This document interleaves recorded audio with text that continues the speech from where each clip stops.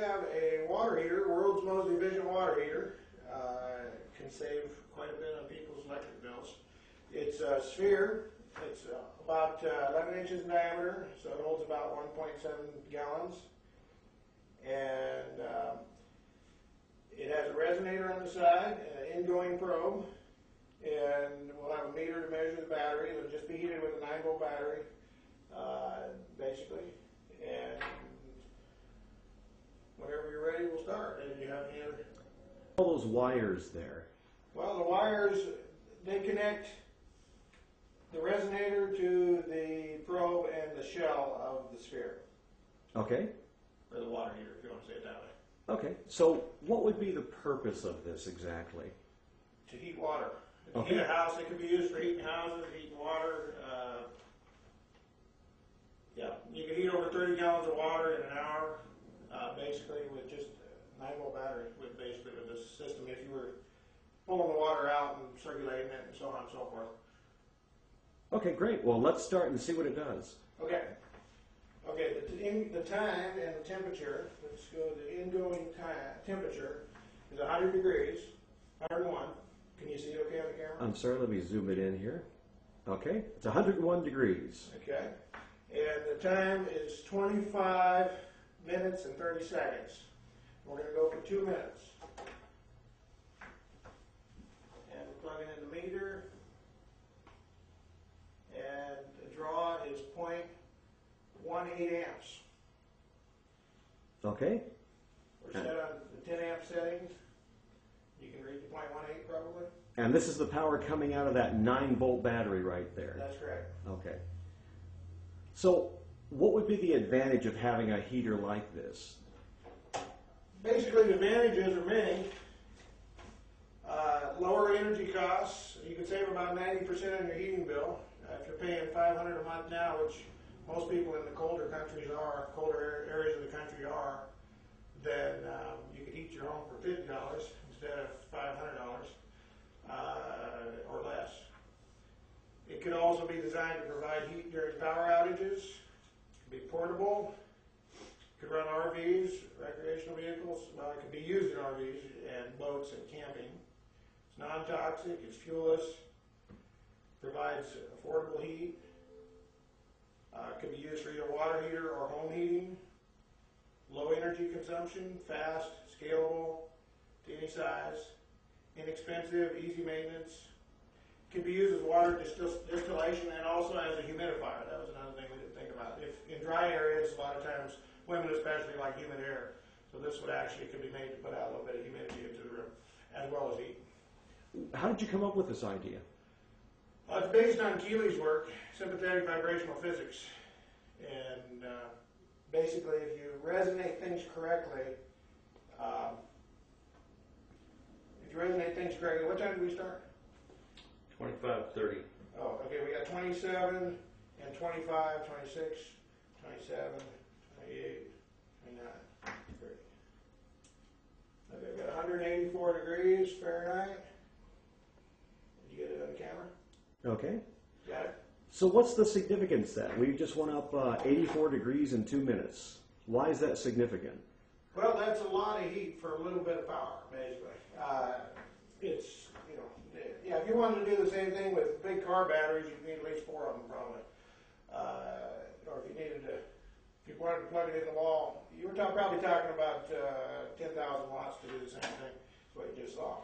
So if I didn't have that little resonator on the side of the globe, how many 9-volt batteries would it have taken to raise the temperature that high? Yeah, quite a few, 250 or something. I think we guesstimated 250 yesterday. Actually, I think it'd be more than that, but whatever, something like that.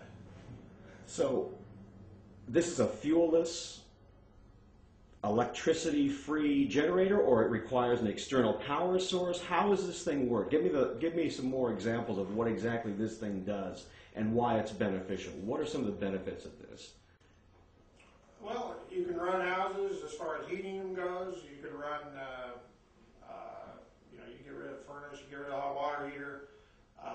It has a lot of uses. In camping situations, it could run with a battery. You know, you can run off your car if your house, your car battery, if your car's working, and you got your car type of thing, or heat your house, heat your room, whatever, keep from freezing to death, and power outages, and so on and so forth. So it's the world's most efficient heater. Yep.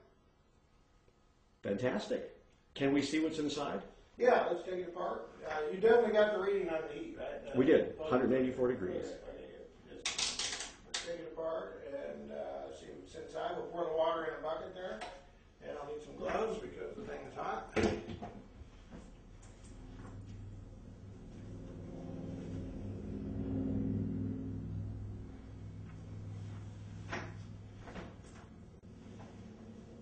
Now that we're done, we don't have to worry about the tuning. Here's the sphere. I don't know, I mean the inside of the sphere, the probe. I don't know if you can see the steam coming off or not. Can you see it on camera? Maybe not. Maybe against, well, whatever. Oh, maybe right here. See it? There you go. Okay, see it?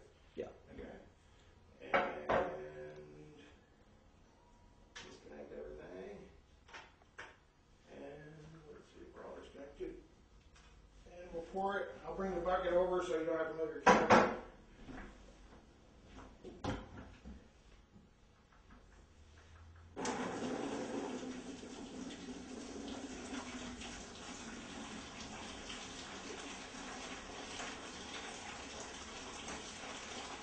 Now I think you can do the same, right? Perfect.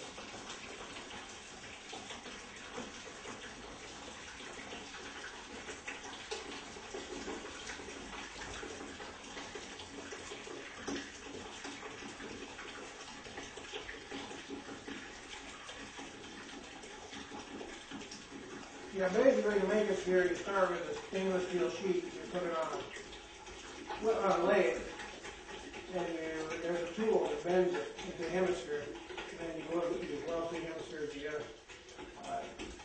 Jim was asking about that earlier. Any other questions or thoughts? Yeah. What's the purpose of that probe that goes down the center of that sphere?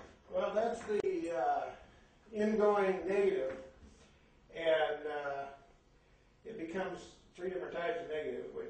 Basically, it helps establish a vibration from the inside to the outside. It sets up a set of vibrations, and that creates an unusually fast heating of the water. Also, heats perfectly smooth. You don't hear the popping like you get with a lot of furnaces and stuff. Even if there's no blower in your furnace, you'll still hear popping sounds as it heats up, and that's because it doesn't heat up evenly. It suddenly changes size. And this heats up perfectly uniform, both the sphere and the probe inside, basically. So does that probe make it radioactive like a microwave, or? No, there's no dangerous energies coming off of this whatsoever. Matter of fact, the energy that this gives off is actually healthy, good for you. Fantastic, thank you. You're welcome. Well, let's get back to Jim's question. For the average engineer or scientist that's looking at this, he would perceive that all the heat energy that's being created in this globe is being created out of that 9-volt battery. Oh, that's not correct. The 9-volt is not even necessary, as we already discussed. This serves as a catalyst to get everything going, basically. The battery's good for starting. Like you start your car, it's good for starting. That's it. That's all. It also, well, it's good for starting. It's good for keeping things stable in systems. It's good to have battery because if you get surges, the batteries can absorb those. So batteries have useful purposes. Yeah. So they're not really used in your system to actually sustain the power. They'd be used to kick it open. Right. And then you could technically pull it out of the circuit because you've created somewhat of a chain reaction. Is that correct? That's correct. Okay. That's correct. It's a controlled reaction. Yeah, you can call it a chain reaction. Yeah, they did a movie a number of years ago, Chain Reaction, and I think we're all saying where the guy figured out how to make hydrogen from water in a really efficient manner, and that's a good analogy and a good even for this. You can make hydrogen instead of heat if you want to. You can make electricity instead of heat. Change things enough. Oh, go ahead, please. You've been talking about making a very efficient water heater, but it seems like really you solved the world's energy problems, which is a bit more significant than just a water heater. Yeah, well, we're not the first ones to do it, but Tesla did this stuff years ago, and so did Keeley. But yeah, we have solutions. That's what world improvement is. Technologies and world improvement management.